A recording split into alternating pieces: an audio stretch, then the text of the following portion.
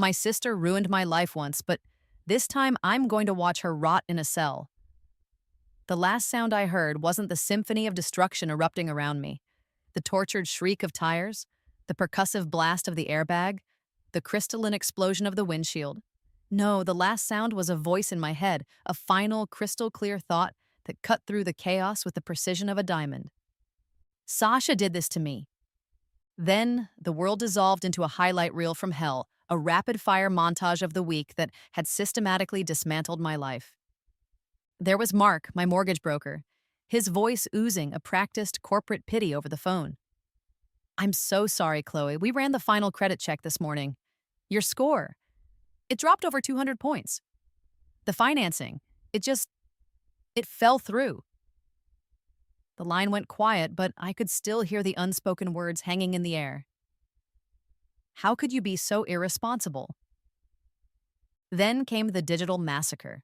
Logging into my banking app, my fingers feeling like clumsy sausages. The numbers on the screen didn't make sense. They were supposed to be zeros, pristine and perfect, a testament to years of ramen noodle dinners and saying no to brunch. Instead, they were blood red and screaming. Visa, $18,743.21. MasterCard, $14,988.50. Amex, $21,350. Over $50,000. The transaction history was a tour of a life I'd never lived. A front row seat at a Beyoncé concert. A shopping spree at Chanel that could fund a small nation. A first-class ticket to Ibiza. My stomach churned. I didn't even like house music. The confrontation. Of course, there was the confrontation. I found Sasha at our parents' house, looking angelic in a cream-colored cashmere sweater I now suspected I had paid for. I laid my phone on the kitchen island, the glowing red numbers a silent accusation. Her performance was Oscar-worthy. Her eyes wide and glistening, a delicate hand flying to her chest. "Chloe, how could you even think that?" she'd gasped, tears already tracking down her perfectly powdered cheeks. "Accuse me? Your own sister? I would never." It was a masterful display, almost convincing, almost. Except for the brand new Cartier love bracelet glinting on her wrist, a little golden diamond middle finger to my entire existence. And the grand finale, my parents. My dear, sweet, terminally enabling parents. I'd gone to them, broken and desperate, and they'd listened with furrowed brows before delivering the verdict. "She's your sister, honey," my mom had said, her hand patting Sasha's back. "You've always been the stable one," my dad had added, his voice full of disappointment, as if I were the one who had failed. "You'll figure it out. Don't be so selfish as to ruin this family over a bit of money." A bit of money. The down payment for my first home. My future. That's what I was thinking about when I wrapped my sensible, paid-off sedan around a telephone pole. I wasn't thinking about the pain, or the screeching metal, or the fact that I was dying. I was thinking about the phantom weight of house keys in my palm, keys to a door I would now never unlock. Then, for a long time, there was nothing at all. I woke up with a gasp, sucking in air like a drowning victim. My heart hammered against my ribs, a frantic drum solo in the sudden, shocking silence. I was sitting bolt upright in my own bed, my own perfectly normal, decidedly not mangled in a car wreck bed. Sunlight, thick and golden, streamed through my bedroom window, catching dust motes dancing in the air. I tentatively touched my face. No glass, no blood. I flexed my fingers, wiggled my toes. No pain. My hand darted to my nightstand, fumbling for my phone. The screen lit up, bright and offensively cheerful. The date stared back at me. April 14th, 3 months. 3 months before the accident, before the ruined credit, before the smug look on Sasha's face. I scrambled out of bed, my legs shaky. I stumbled through my apartment, a ghost in my own life. My fingertips tracing the edges of my sofa, the cool surface of my kitchen counter. It was all real. It had to be. But the memory of the crash was just as real, a phantom limb that ached with the pain of what was to come. My laptop was on the coffee table. With trembling fingers, I typed in my password and navigated to my banking website. The page loaded with agonizing slowness. I held my breath. Visa, $0. MasterCard, $0. Amex, $0. Credit score, 812. Perfect, pristine. A wave of dizzying relief washed over me, so potent it nearly buckled my knees. It was a dream, a horrifying, hyper-realistic, stress-induced nightmare. I laughed. A shaky, borderline hysterical sound. A nightmare, that's all. And then my phone buzzed. A new text message from Sasha. Hey, big sis. So bored, lol. Thinking of doing some retail therapy to cheer myself up. It's like the blood in my veins turned to ice. The winky face emoji was a tiny digital harbinger of doom. It was real. All of it. The accident, the debt, the betrayal. It hadn't happened yet, but it was a train hurtling down the tracks and I was tied to them. I stared at my reflection in the dark screen of my laptop. The woman looking back at me was pale and wide-eyed, the picture of a victim. But as I watched, something shifted. The fear in her eyes didn't vanish, but something else solidified behind it, something hard and cold. It was all going to happen again, but not this time. This time, the conductor was going to be me. A slow, cold smile, entirely unfamiliar, spread across my lips. Go ahead, Sasha, I whispered to the empty room. Go cheer yourself up. I fucking dare you. The first week was a blur. I operated on pure adrenaline-fueled purpose, a ghost haunting the edges of a life that was both mine and not. I bought a new notebook, the expensive kind with thick, creamy paper, and filled it with everything I remembered. I became a detective in a crime that hadn't been committed yet. Sasha's probable timeline. Mid-May, borrows my Amex for a small emergency. Translation, a weekend trip to Miami she'll post all over Instagram. Early June, racks up charges on the Visa at high-end department stores, claims her own card was acting weird. Late June, the grand finale, the MasterCard, online shopping spree. Net-a-Porter, Farfetch, the works. Uses a different shipping address. I wrote down the lies she'd told, the excuses she'd used, the crocodile tears she'd cried. Reading it back, I didn't feel anger anymore. Just a chilling, surgical clarity. My grief had burned away, leaving something much more useful in its place, resolve. My first move was proactive. I spent an afternoon on the phone, my voice a symphony of sweet, feigned concern. Hello? Yes, with all the news about data breaches lately, I'm just feeling a little paranoid. I chirped to a very helpful woman named Brenda at Visa. Could you possibly lower my credit limit, say, to $1,000? Just until I feel more secure. Thank you. You're a doll. One by one, I neutered my credit cards. Then, I set up transaction alerts. Instant notifications for any purchase. Any purchase. Even a 99-cent pack of gum. My phone was about to become my own personal early warning system.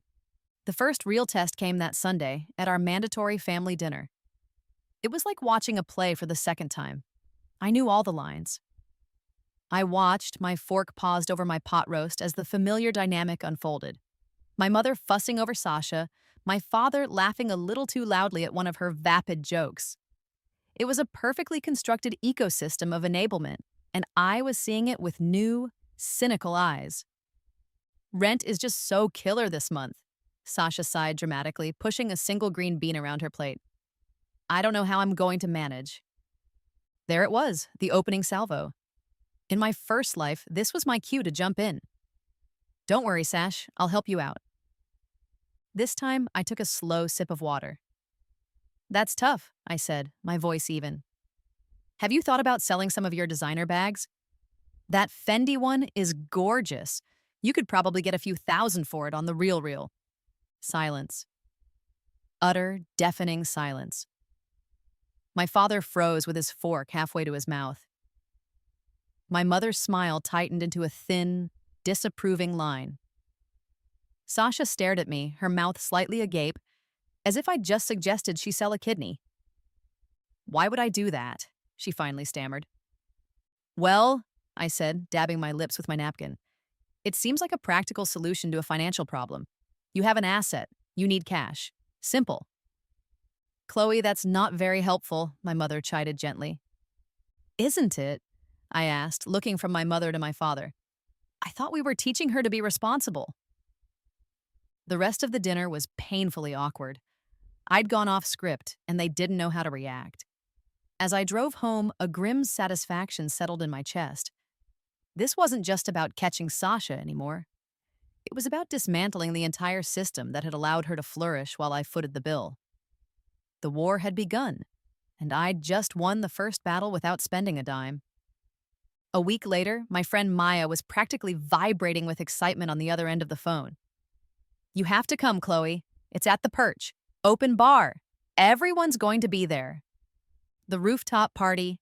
In my original timeline, I'd nursed a single glass of overpriced wine for 3 hours, and left feeling profoundly lonely. The thought of reliving it was exhausting. "I don't know, Maya. I have a lot on my plate." "Nonsense. You've been a hermit lately. You're coming. I'll pick you up at 8. Wear the black dress." Click. So, at 8:30, I found myself stepping out onto a swanky rooftop overlooking the glittering city lights. The air buzzed with music and self-important chatter. I grabbed a club soda and found a quiet corner, my mission for the night being to appear social enough to satisfy Maya without actually having to interact with anyone. That's when I heard it, a man's voice, calm and measured, cutting through the din. The shell corporations were the giveaway. They were buying up luxury assets, cars, watches, art, then defaulting on the loans. It's a classic washing cycle, just on a much larger scale. I turned. A man in a well-fitted dark suit was talking to a small, rapt audience. He was handsome in a non-flashy way, with sharp eyes and an air of quiet authority. In my first life, I'd glanced at him, dismissed him as just another corporate drone, and turned back to my wine. This time, I listened.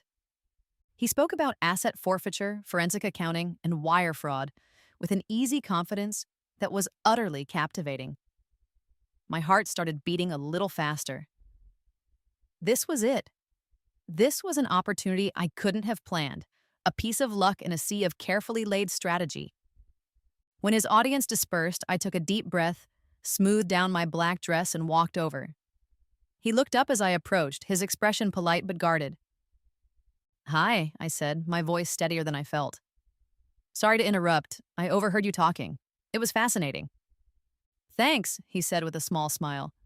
"Not usually a great topic for parties." "I have a question for you." I forged ahead, my pulse thrumming in my ears. "A hypothetical." He raised an eyebrow, intrigued. "Okay. Let's say you're writing a story, and in this story, someone knows a major crime is about to be committed. A financial crime, like massive credit card fraud. They know who's going to do it and roughly when, but they don't have concrete proof yet. What would be the best way in this story to set a trap and catch the thief red-handed? Legally, of course." He studied me for a long moment, his sharp eyes searching my face. I met his gaze without flinching. For the first time in my new life, I wasn't pretending. I was desperate, and I didn't care if it showed. "That's a very specific story," he said slowly. He reached into his jacket and pulled out a simple white business card. He handed it to me. "Alex Moreno, Special Agent, FBI." Oh, well, that was better than I'd hoped. "It's a complicated question," Alex said, "with a lot of legal tripwires. Call me if you want to discuss your story in more detail." I took the card, my fingers closing around the stiff rectangle. It felt like a key. "I will," I promised. "Thank you, Agent Moreno." "Alex," he corrected. As I walked away, I felt his eyes on my back. I hadn't just found a consultant for my story, I'd found a weapon. The coffee shop was neutral ground, a bustling, anonymous space filled with the scent of roasted beans and the low murmur of conversation. I'd chosen a small table in the back corner, giving me a clear view of the door. Alex arrived exactly on time, looking just as sharp in a casual gray polo shirt as he had in his suit. "Chloe," he said, nodding as he sat down. "Thanks for coming." "Thanks for agreeing to meet," I countered, my hands wrapped around a mug of tea for warmth I didn't feel. "I know my question at the party was unusual. Unusual questions are my bread and butter," he said with a wry smile that didn't quite reach his eyes. "So, tell me more about this story of yours. Let's start with the villain. Your sister, wasn't it?" My breath hitched. I hadn't mentioned a sister at the party. He'd remembered, or inferred. He was good. "So," I told him. I spun the tale, sticking to the hypothetical framework, but packing it with the visceral, painful details of my first life. I described the meticulous planning of the protagonist, her years of financial discipline. I detailed the antagonist sister's personality: charismatic, entitled, a black hole of need. I described the specific types of purchases, the stores, the amounts. I laid out the entire tragedy, framing it as fiction. Alex listened without interrupting, his gaze fixed on me. He wasn't taking notes, but I had the unnerving feeling he was committing every word to memory. When I finished, he was silent for a long time, stirring his black coffee. "This sister character," he said finally, his voice low. "She sounds like a classic financial abuser with a shopping addiction. Or she's being controlled. Or both." He looked up, and his professional mask had slipped. I saw genuine concern in his eyes. "It's a pattern we see all the time. It starts small, then escalates until someone's life is in ruins." I just nodded, my throat tight. "So, in the story, how would my protagonist catch her?" "She'd need irrefutable proof," he said, switching back into agent mode. Attempted transactions linked directly to the sister. Security footage of her holding the cards, making the purchases. It would have to be airtight, otherwise the sister could just claim she had permission. It would be a messy he said, she said situation. "And how would she get that?" I pressed. "That's the tricky part. Without a warrant, you can't just get security tapes." I took a gamble. What if the protagonist knew she was going to use the cards at the Chanel boutique on Rodeo Drive? Around the first week of June. Alex's eyes narrowed slightly. The hypothetical was getting thin. "That's a very specific plot point." "I'm a detail-oriented writer," I said, my voice betraying a slight tremor. He held my gaze for another beat, then stood up. "Let me make a call or two. See what I can find out about security protocols at that location. For your research." He left me with the bill and a churning mix of hope and terror in my stomach. 3 days later, he called. His tone was completely different. The detached professional curiosity was gone, replaced by something clipped and serious. "Chloe, we need to meet, not for coffee." We met in a sterile conference room at the Federal Building. The air felt heavy. "I did more than just check on security protocols," Alex said, leaning forward on the table. "Your hypothetical details were specific enough that I ran them against some chatter we've been monitoring. Low-level stuff, things that didn't make sense on their own." He paused, and the silence was deafening. "The spending patterns you described? The rapid acquisition of high-end luxury goods that can be easily resold for cash? They're a perfect match for the way a money laundering ring we've been tracking for 6 months washes their money. They use mules, often people with clean credit who are desperate or compromised, to make the purchases. It makes the transactions look legitimate." I stared at him, my mind reeling. Money laundering? This wasn't just about Sasha's shopping addiction or my down payment anymore. Suddenly, Alex continued, his eyes locked on mine, "Your story isn't just a story. It's a potential lead in a major federal investigation. Your sister might not just be a thief. She might be a pawn in something much, much bigger." He leaned back, his expression grim. "So, Chloe, I think it's time you tell me the real story. And I think it's time we work together to write the ending." Our case research sessions became the new anchor of my life. We'd meet in the same bland conference room, the air thick with the smell of stale coffee and possibility. Alex would roll in a whiteboard, and we would transform into architects of justice. "Okay," he'd say, uncapping a blue dry erase marker. "Sasha's psychology. What's her trigger?" "Entitlement," I'd reply instantly. She sees something she wants, and in her mind, it's already hers. The concept of earning it is completely foreign. My money is just an extension of her own personal bank account. "So it's opportunistic," he mused, scribbling on the board. "She won't plan this like a heist. She'll see a chance and take it." We mapped out her entire life, her friends, her favorite haunts, her patterns. It was intimate and invasive, and strangely empowering. For the first time, I wasn't just a victim of her whims. I was the analyst predicting them. The plan we developed was simple in its elegance, a mousetrap built of psychology and procedure. Step 1. The bait, Alex said, drawing a clumsy purse shape on the board. You need to give her the opportunity. Easy, undeniable access. The weekly family dinner, I said immediately. I can accidentally leave my purse there. It's the most natural way. She knows I'm always distracted when I'm trying to leave. Good. Step 2. The monitoring. He drew a line from the purse to a symbol for a bank. I'll put the credit card companies on high alert. The second a transaction is attempted, it gets flagged and declined.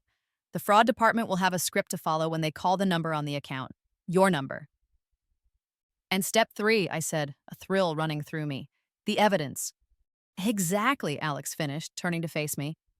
The string of declined transactions establishes a clear pattern of attempted fraud. That gives me probable cause to get a warrant for the store security footage. We'll have her cold. During those long hours, the lines between investigator and witness, between hypothetical and reality, began to blur. We fell into an easy rhythm. He'd tell me about past cases, his voice losing its professional edge as he described the human cost of financial crime. He told me about an elderly couple who'd lost their entire life savings to a grandson with a gambling problem, and the fury he'd felt seeing them in court. I, in turn, told him things I hadn't even admitted to myself. I talked about the suffocating pressure of being the responsible one, the quiet resentment that had simmered for years under a placid surface of sisterly affection. I told him about the dream of the house, how it wasn't just about property, but about having something that was unequivocally mine, a space Sasha couldn't touch. He was the first person who didn't tell me I was overreacting. He just listened, his dark eyes filled with a deep, validating understanding. She didn't just steal your money, Chloe, he said one afternoon after I'd recounted a particularly galling memory of paying for Sasha's spring break trip. She stole your peace of mind. That's a much bigger crime.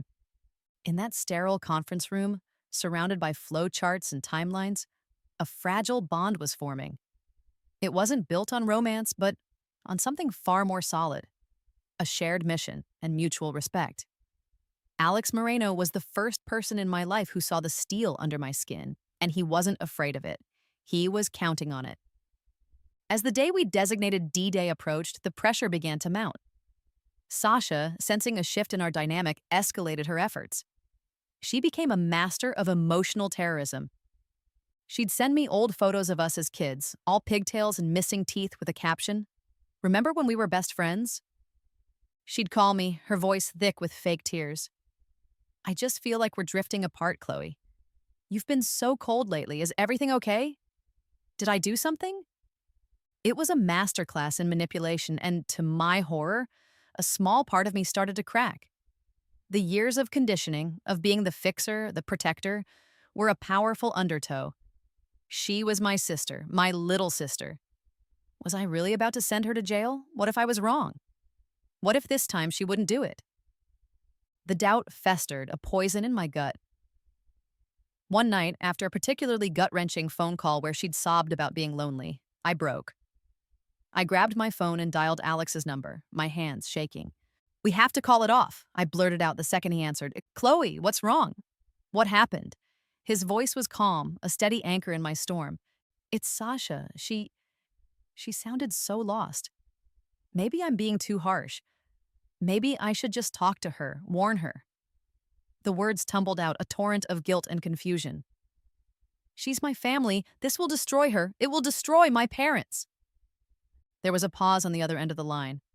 I expected him to be angry, to lecture me about the case. Instead, his voice was gentle. "Okay," he said. "Let's think this through. You talk to her. What happens?" "She cries. She promises never to do it again. Your parents beg you to forgive her. And maybe for a month, or 6, she behaves. But the underlying problem, the reason she does this, isn't solved. And what about the people she's involved with, Chloe, the ones we're really after? They just find another mule and another victim." He let that sink in before he continued. Now think about the other path. Remember the crash. Remember how it felt to have everything you worked for ripped away because of a choice she made. This isn't about punishing her. It's about protecting yourself. It's about drawing a line in the sand and saying, you do not get to ruin my life anymore. You have a right to that future, Chloe. The one with the house keys in your hand.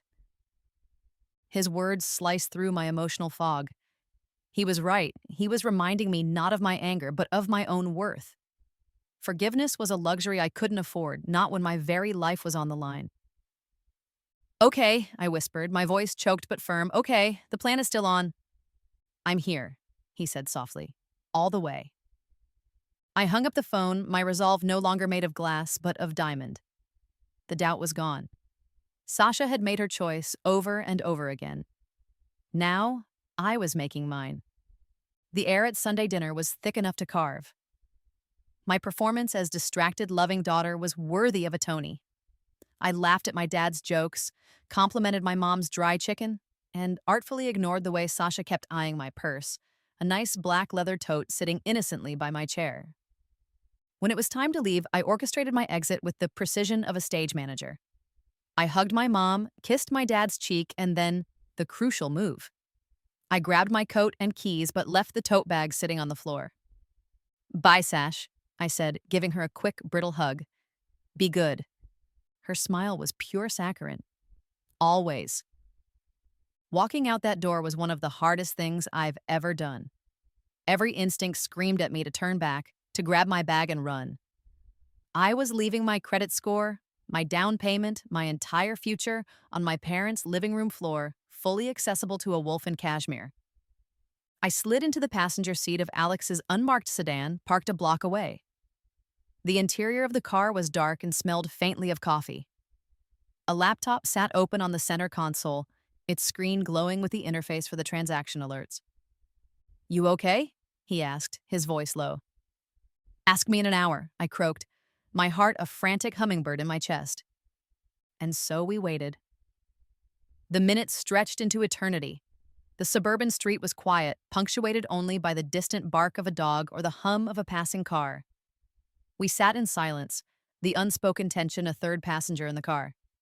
To distract myself, I watched the rhythmic blink of the cursor on the laptop screen. Blink, blink, blink.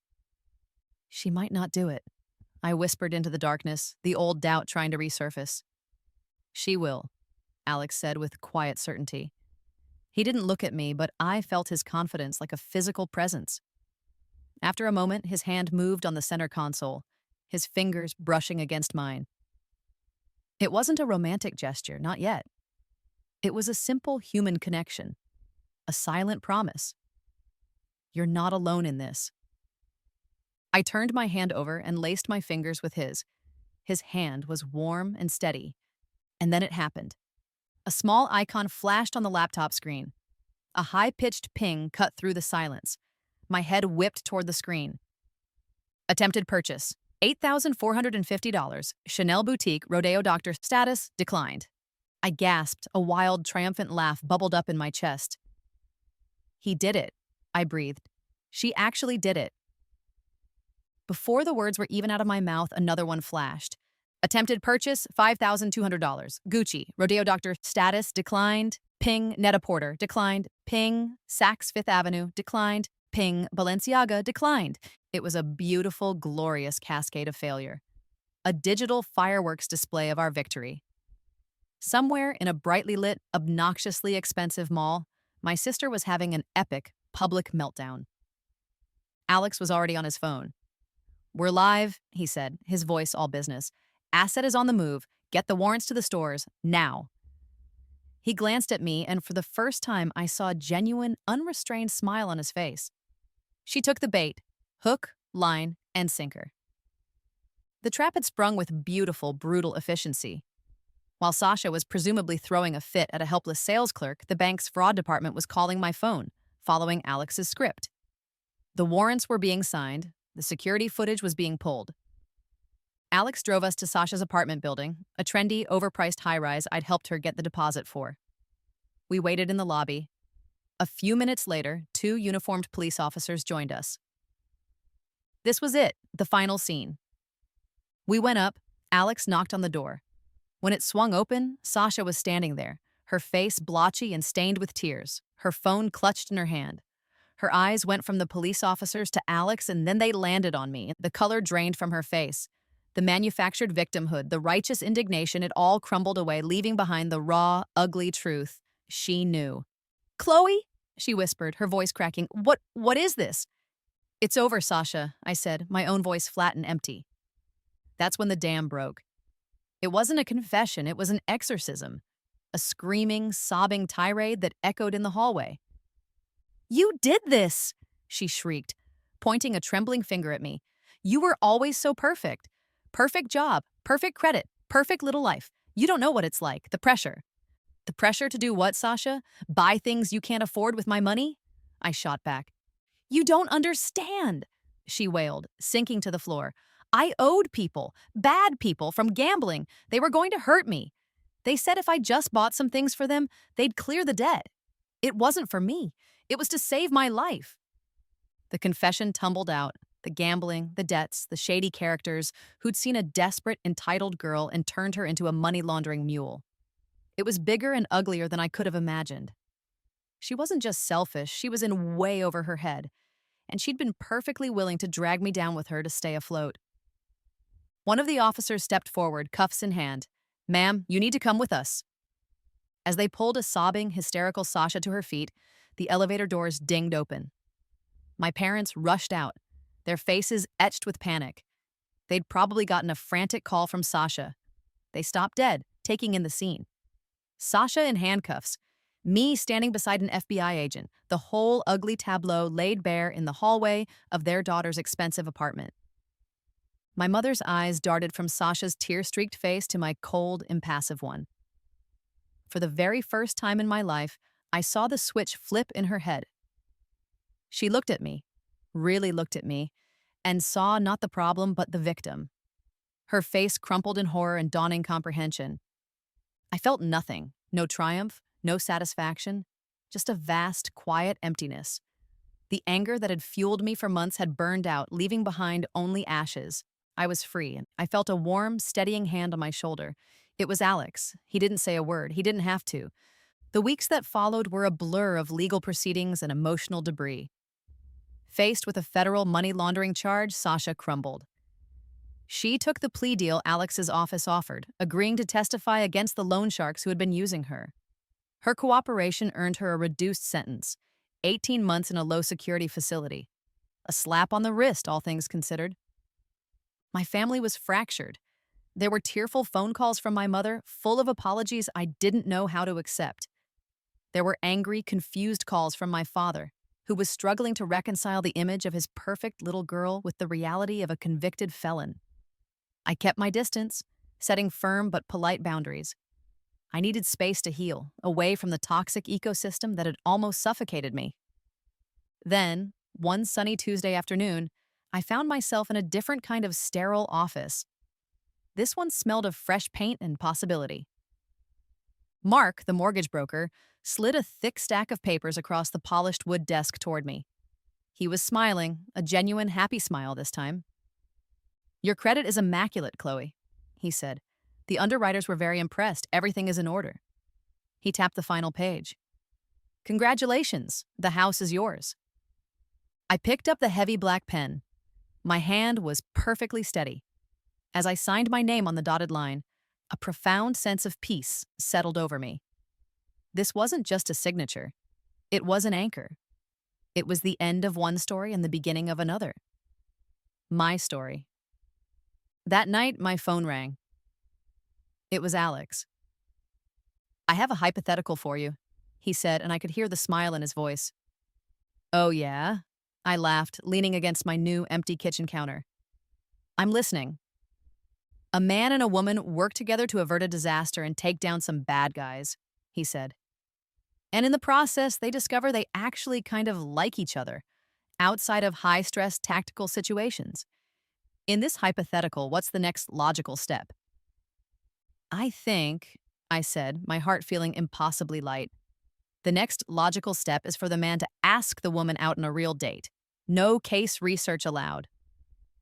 That's a very good answer, he said. How's Friday? Our first date was at a small, noisy Italian restaurant. We didn't talk about Sasha or money laundering or the FBI. We talked about bad movies and travel and his terrible taste in music. He made me laugh, a real, genuine, carefree laugh that felt like it came from a different person. from the person I was finally becoming.